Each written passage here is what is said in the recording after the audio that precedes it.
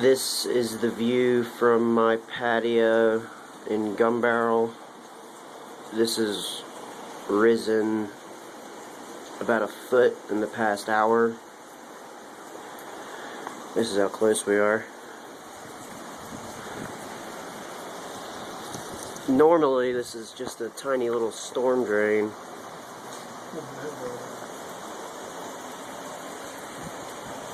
Oh my God, it's looking. Alright, I'm getting into it. Can't really see it, but the construction site up there is completely overrun.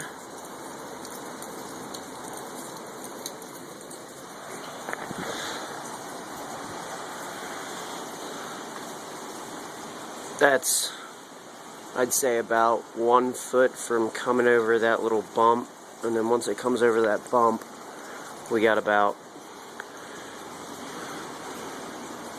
50 feet until it enters mi casa.